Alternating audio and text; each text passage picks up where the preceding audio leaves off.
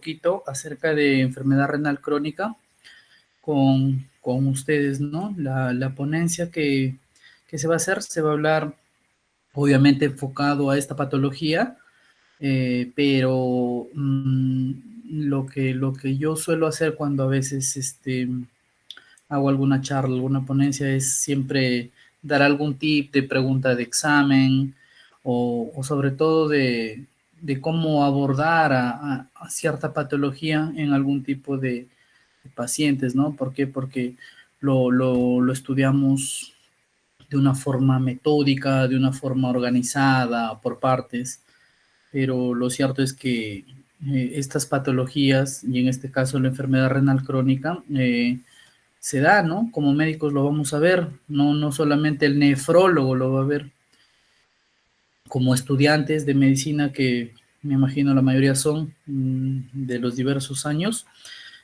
tienen que escuchar, enfocar, ¿no?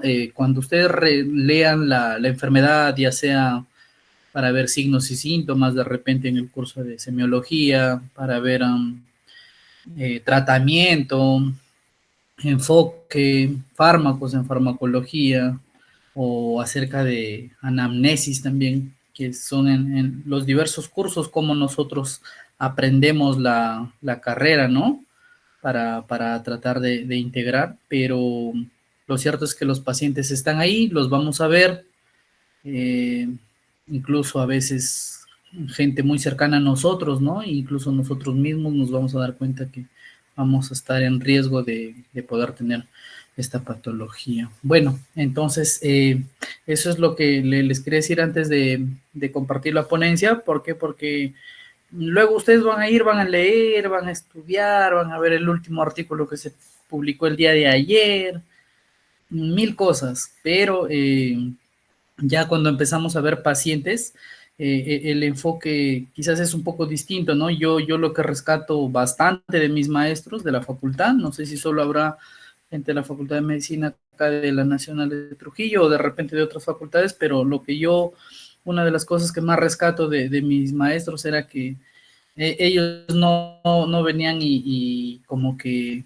me decían tal cual de memoria, ¿no? Lo sabes, no lo sabes, como que no tanto, ¿no? Me daban su experiencia o el tip de, ¿no? Y esas cositas, a veces uno no, es lo que uno no se olvida, ¿no? El resto, como les repito, uno lo vamos leyendo, lo vamos aprendiendo, ¿no? Lo vamos viendo de esa forma, de esa manera. Bueno, sin más preámbulo, eh, voy a, voy a compartir mi pantalla. ¿Se puede compartir ya, Juliana? ¿Se puede? Ya, perfecto. Quisiera que, otra cosa que, por ejemplo, para ustedes, el día que ya sean médicos, va a ser bastante distinto cuando ustedes hablen con otro médico que sea su paciente, que con una persona de repente que nunca estudió, no estudió primaria, secundaria, ¿no? Es iletrada, entonces ustedes no le van a hablar full terminología. No, ustedes tienen que tener la capacidad de adaptarse en todos los niveles de educación con su paciente, con el que puedan ustedes estar. En este caso yo voy a hacer lo mismo, voy a ser similar. Quisiera saber de qué años son los chicos, desde qué año hasta qué año, para yo ver cómo enfoco. La ponencia es la misma, no cambia, pero el enfoque sí, para yo enfatizar de repente en algunas cosas y en otras eh, avanzar más rápido. ¿Me podrás confirmar, Juliana, tú que estás de moderadora, tú de qué año eres? Perdón si no fuera mucha la pregunta. Tercer año, dice José Martín. Pueden hablar, escribir, como ustedes mejor les parezca, ¿ya? No, yo estoy atento, estoy atento. Quinto año, dice. Cuarto año, quinto año, cuarto año, cuarto año. Perfecto. Bien, está bien. Está perfecto. Tenemos entonces cuarto año y quinto año. ¿Hay alguien de sexto de repente? Mm, bueno, de repente no están atentos. Me imagino que las personas que están ingresando en su mayoría, pues es porque quieren escuchar algo de, ¿no? Algo de, aprender algo de. Veo que hay varios de quinto. Yo fui primer puesto en quinto año en mi promoción. Eh, De repente por ahí les doy algunos tips también, ¿ya? No hay nadie de primero, de casualidad. Hubo una clase que me invitó Sosemun y hace ya unos meses y, y yo estaba hablando y como que me hacían preguntas por interno y había un montón de chicos que eran de primero y segundo y obviamente pues tenía que detallar algunas otras cosas más, ¿no? Pero bueno, hay de cuarto y quinto creo y tercero. Perfecto, entonces, ¿ya? Perfecto, perfecto.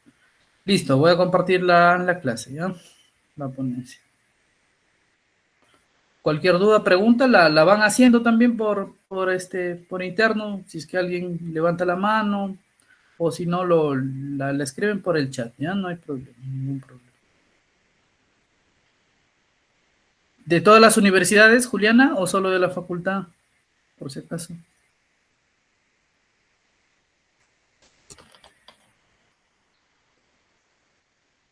Perfecto, ya, perfecto.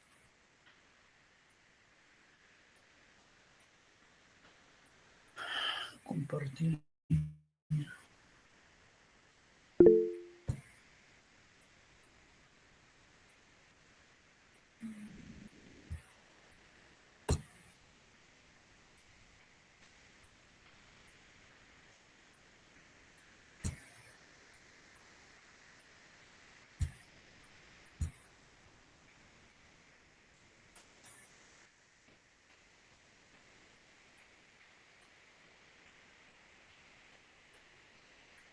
¿Me confirma si se ve la pantalla?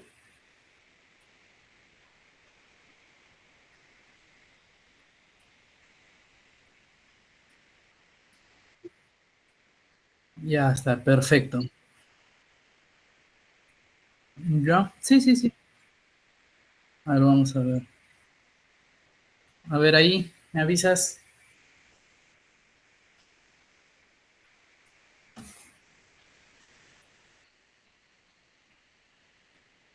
Ya estoy presentando. A ver, espérate, vamos a ver.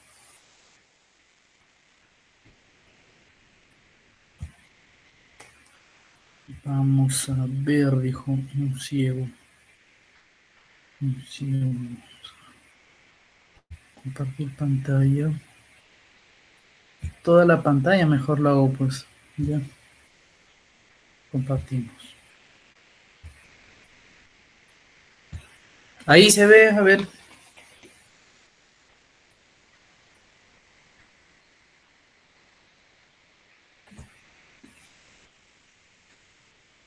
Ya,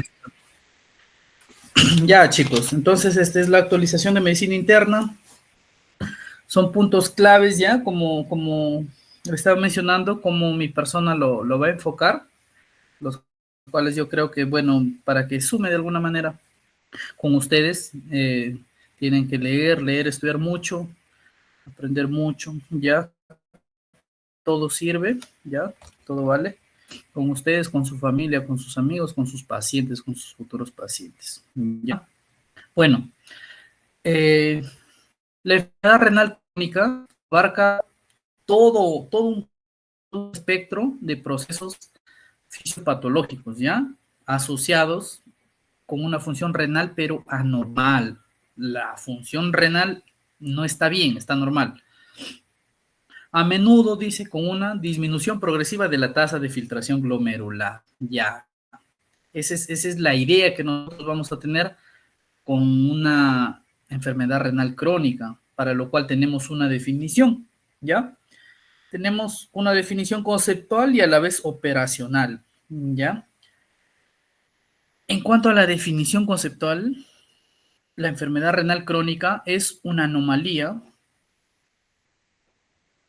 o daño de la estructura o disminución de la función renal. En anomalía, como por ejemplo microalbuminuria, en daño estructural, el cual va a ser detectado en su mayoría por las imágenes, como inicialmente es con la ecografía, o dice, o una disminución de la función renal, ¿ya? Todo esto durante 3 meses o más, o que persiste por más de 3 meses, independientemente de la causa. Es decir, si el paciente tiene síndrome de Alport, es un paciente con una artritis reumatoide que consume bastantes antiinflamatorios y se daña su riñón.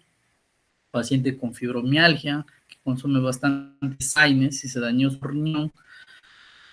No importa, no importa. Un paciente diabético, un paciente hipertenso, no importa, porque para la definición, para que ustedes se acuerden, no nos va a importar la causa, ¿ya? Simplemente es daño renal, daño de la estructura renal o disminución de la función renal menos de 60 mililitros por minuto que dura más de 3 meses. Esa es la definición. La definición sí es importante aprenderla. ¿Por qué? Porque nos ubicamos donde estamos, definir a un paciente si tiene ya enfermedad renal crónica o no.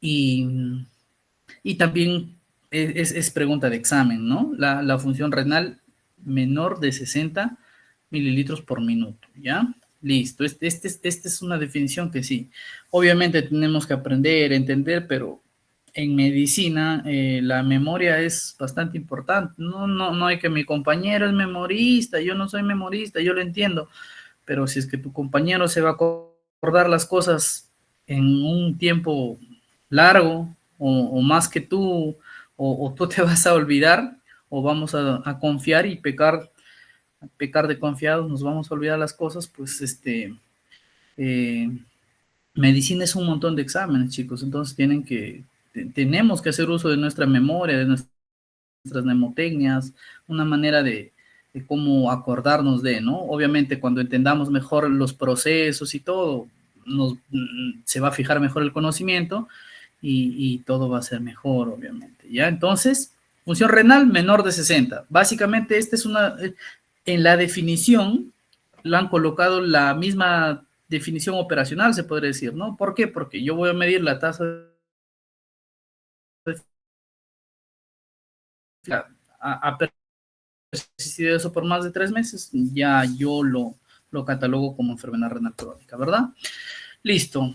En la siguiente diapositiva estamos viendo el cuadro, los estadios, el estadiaje, ¿ya? El estadiaje. Ahora, esta tasa de filtración glomerular se mide en mililitros por minuto y según definición es en 1.73 metros cuadrados de superficie, ¿no? Que es la superficie aproximada de un paciente o de una persona de aproximadamente 70 kilos. Los estudios son en este tipo de personas, ¿ya? Eh, para estudios, se podría decir. Entonces, tenemos 6 estadios, ¿ya? 6 estadios, tenemos el G1, el G2, el G3, acordarnos que se divide en A y en B, ¿ya? Es el único que se subdivide, se podría decir, el G4 y el G5. Y también vamos a ver que es bastante importante la persistencia de la albuminuria y ello nos va a ayudar a determinar en los estadiajes, ¿no? En este cuadro, por ejemplo, vemos colores, vemos el color verde, ¿ya? Hacia arriba, ¿verdad? Dejen ver si tengo puntero. A ver.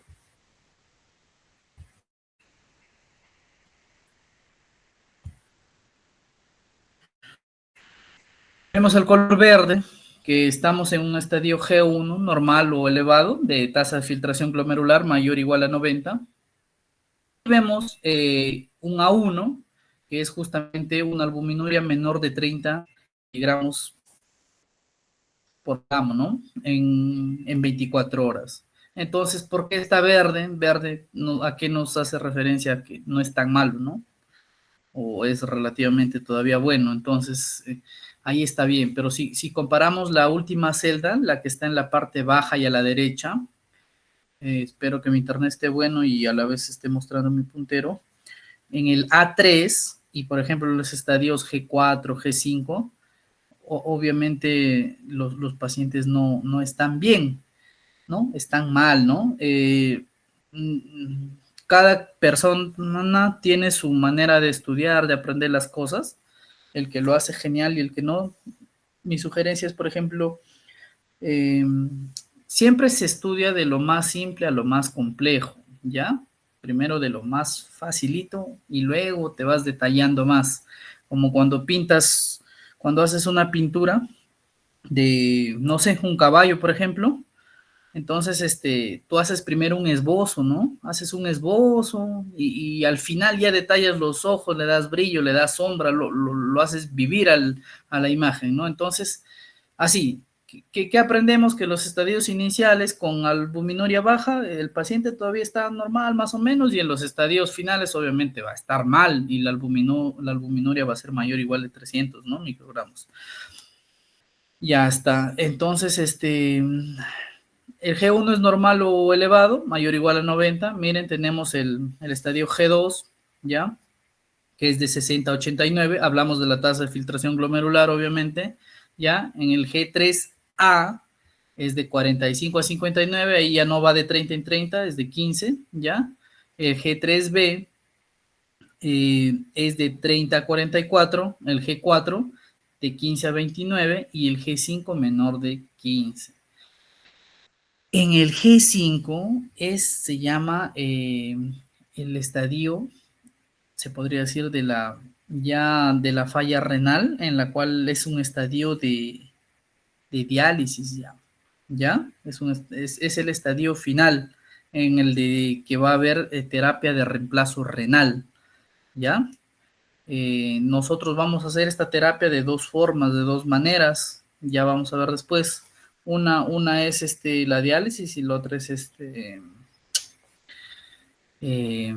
el trasplante renal, ¿ya? Bueno, este cuadrito básicamente es, más adelante se va a repetir, simplemente es para ver, ¿no? La unión, la intersección, y ahí vemos, ¿no? Los colores amarillo, anaranjado, rojo, ya, más deterioro, obviamente, ¿no? Por ejemplo, en el G3B, cuando la albuminuria es baja, todavía el paciente está ahí, ¿no? Les comento también que la mayoría de los pacientes detectados están en el G3, en el G3B sobre todo, y bastantes en el G4, ¿no? Así como en el GSA, ¿ya? Los estudios principalmente son en este grupo. Por eso incluso es que se subdivide en eso. En los estadios G1, G2, pocas personas se percatan y ustedes no tienen que formar parte de esas, no personas, sino médicos, porque ustedes están formándose para médicos, ¿no? Entonces, identificar ya cuando una persona está empezando a tener falla renal y no dejar que avance, básicamente, ¿ya? Listo. En cuanto a la fisiopatología, muchachos, eh, como les explicaba, como les mencionaba, mejor dicho, eh, Juliana se está viendo la imagen siguiente, confírmame,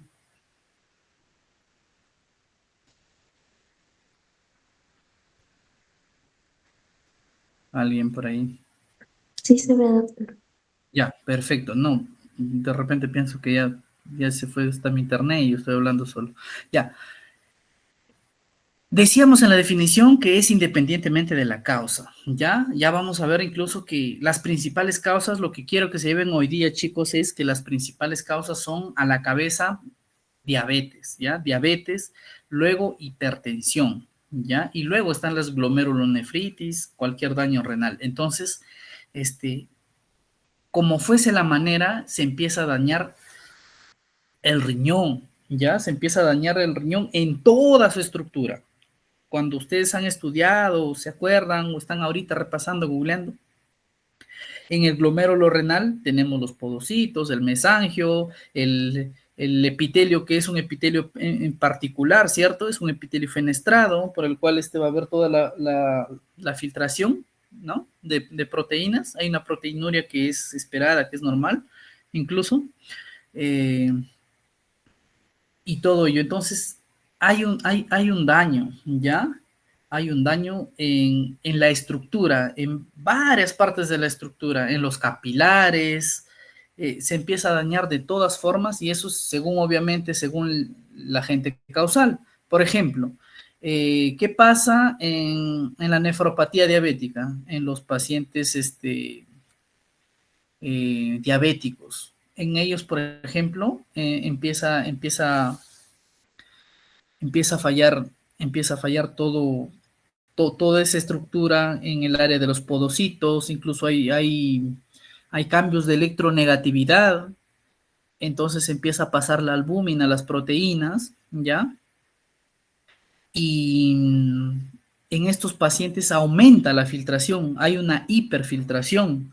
Y como hay una hiperfiltración, en un comienzo estos riñones son un poquito incluso más grandes, que confunde al médico o a quien lo aborda. ¿Por qué? Porque en la mayoría de los pacientes con enfermedad renal crónica, estos riñones son pequeños, son chiquitos los riñones, pero hay condiciones en las cuales estos riñones están grandes. Por ejemplo, hay una hiperfiltración y este riñón crece un poquito de tamaño. El tamaño normal de un riñón es 12 por 6 por 3 en todas sus dimensiones, aproximadamente.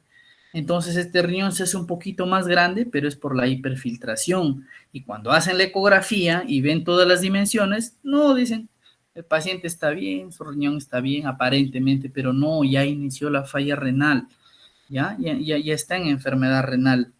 Otros pacientes más que también tienen riñón grande, siempre es bueno aprenderse o tener en cuenta las excepciones, por ejemplo, en la poliquistosis renal. Hay quistes y ese riñón también es un poquito más grande. Y también en la enfermedad renal crónica por amiloidosis, que es en los ancianitos, ¿ya? La parte de la amiloidosis se relaciona con los ancianos, no hay que olvidarnos de eso. Entonces, ¿qué pasa? Nosotros en todo el cuerpo tenemos mecanismos compensadores, ¿verdad? Cuando va a haber injuria renal, va a estar habiendo daño, sea en los capilares, en el mesangio, a nivel de podocitos, ¿ya? Nuestros mecanismos compensadores nos van a empezar, se podría decir, a defender, ¿ya? Nos van a empezar a defender, va a haber toda la parte de la contrarregulación hormonal y de todo el sistema renina-angiotensina-aldosterona. ¿Qué pasa? A corto plazo, hay hiperfiltración y hay hipertrofia, ¿ya? Para tratar de mantener una tasa de filtración glomerular. Entonces, todas estas medidas, conforme avanza el tiempo, ya no responden como al comienzo, ¿verdad? Hay un aumento de la presión arterial y aumenta todo este flujo dentro de la nefrona. ¿Por dónde llega la sangre? Llega por la arteriola aferente, ¿verdad? ¿Ya? Aumenta la presión, aumenta el flujo y se empieza a distorsionar toda la arquitectura del glomérulo, ¿ya? Esta función en el tiempo empieza a hacerse anormal, empieza a haber pérdida de proteínas, empieza a haber una esclerosis, ¿ya? Una esclerosis, un daño el cual lo deforma la estructura. Hay una función anormal, y en toda esta barrera de la filtración empieza a haber daño y empieza a haber pérdida de estas proteínas, sobre todo la albúmina, que es la proteína más abundante del organismo, ¿verdad?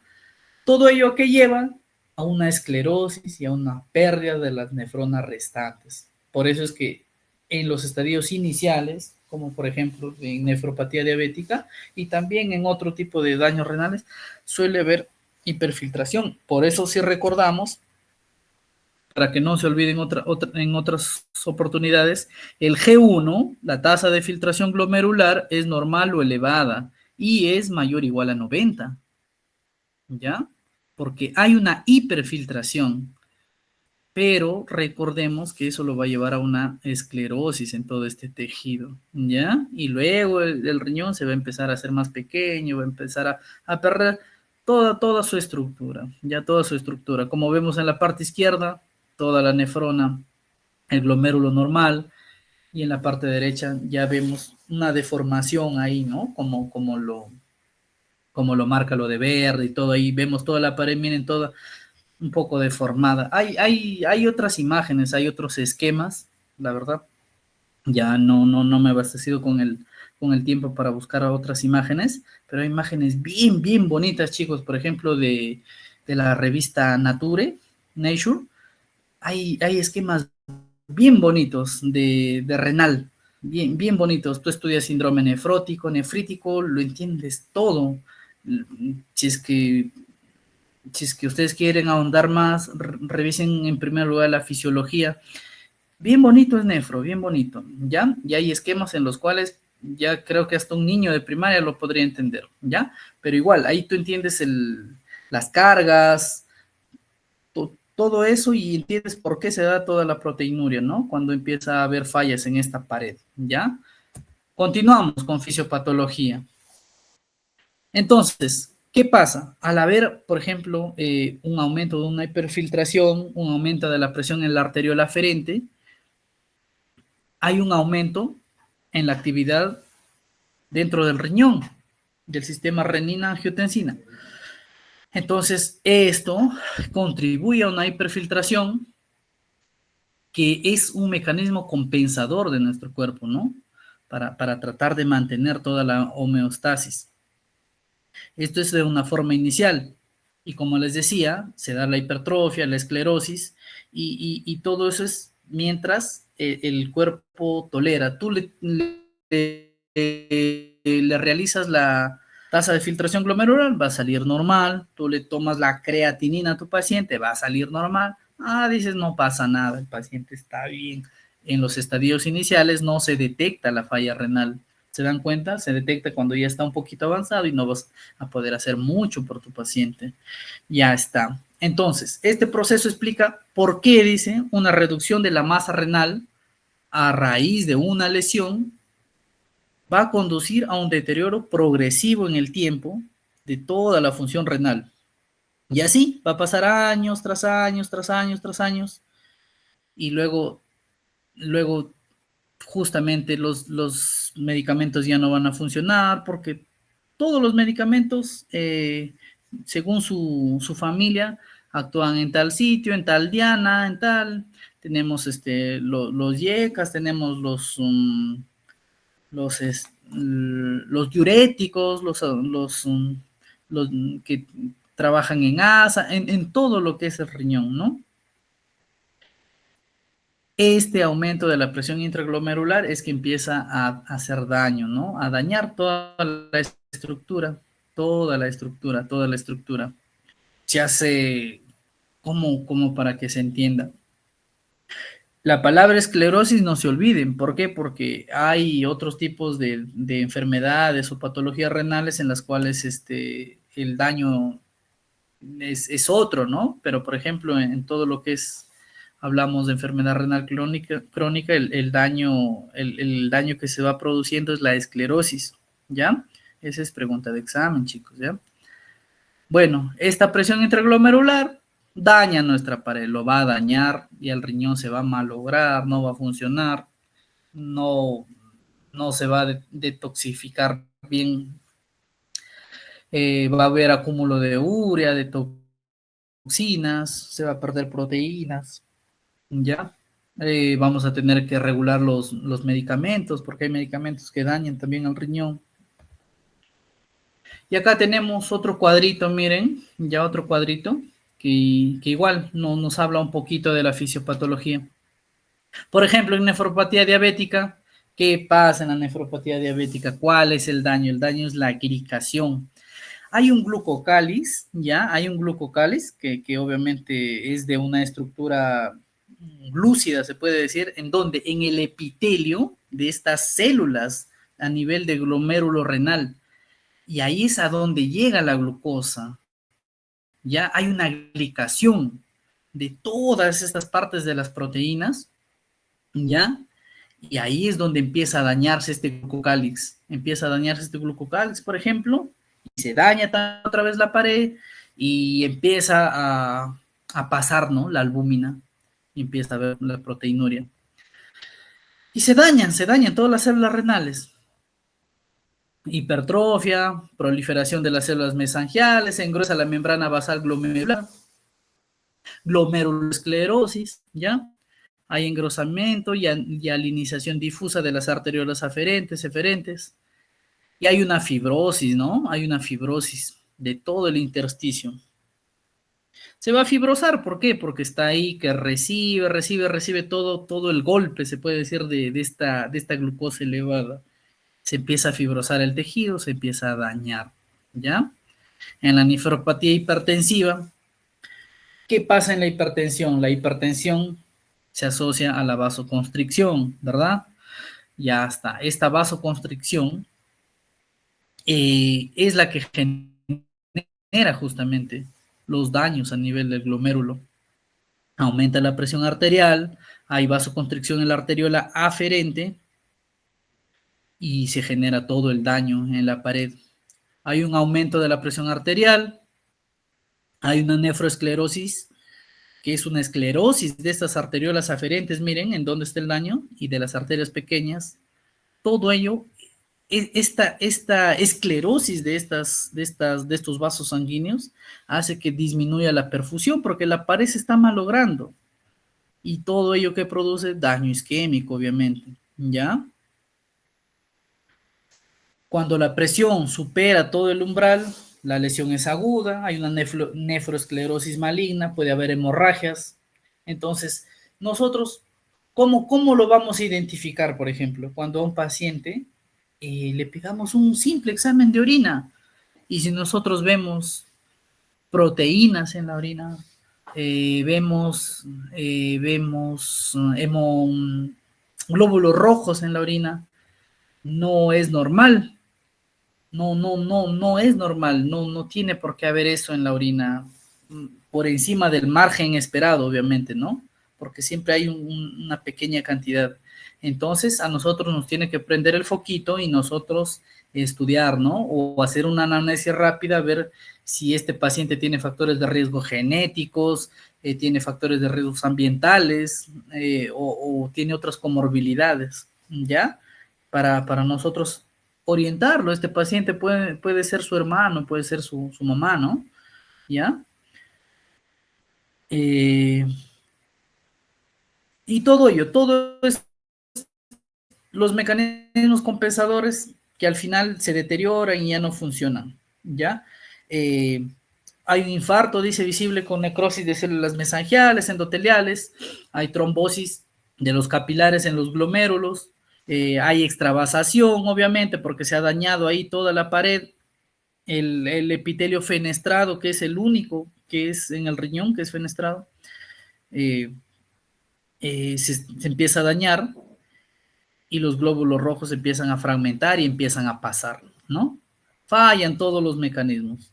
Entonces, más o menos, en la hipertensión, el daño es así, por la presión, justo en las arteriolas, en la cual sus paredes empiezan a fallar. Mientras que en la nefropatía se daña también casi todas las células, pero es por la glicación, por la glucosa que está elevada.